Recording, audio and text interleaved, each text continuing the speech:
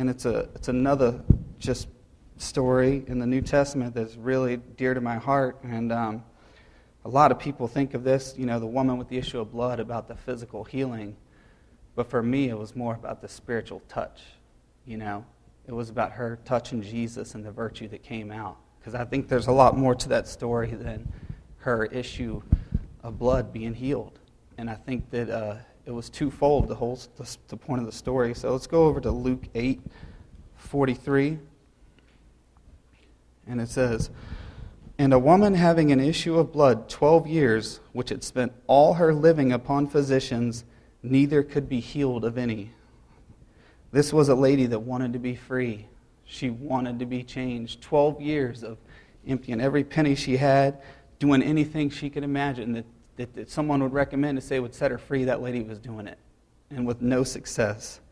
Said she came up behind Jesus and touched the border of his garment. And immediately her issue of blood was stanched. And Jesus said, "Who touched me?" When all denied, Peter and they that were with him said, "Master, the multitude throng thee and press thee, and sayest thou, Who touched me?" There was a lot of people around.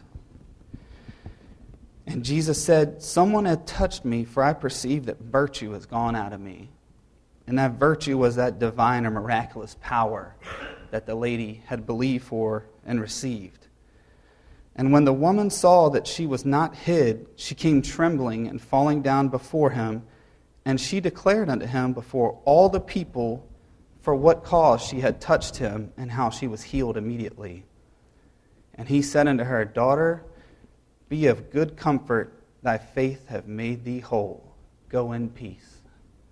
And I think that passage there has been so real to me over the past 4 years, and identifying the lack of the power of Jesus in me and seeing that it's readily available, seeing that it's true power, it's virtue, and we receive it on our knees. I don't know about you, but that's where I get it. I come into service, and Pastor Richard does an amazing job, and I'm convicted, I'm encouraged, but it's not until I go back and I get on my knees before the Lord that I experience that power and that touch and that virtue. And that's what changes the lives, That's what helps put into practice what we learn. And it changes our look on life. It changes how we approach things. The one thing that really stood out to me in the story when I was reading some commentaries on it, the story already stood out to me, and I had already said, hey, it speaks to me about spiritual healing, not just about, physical healing, so I'm going to take it that way.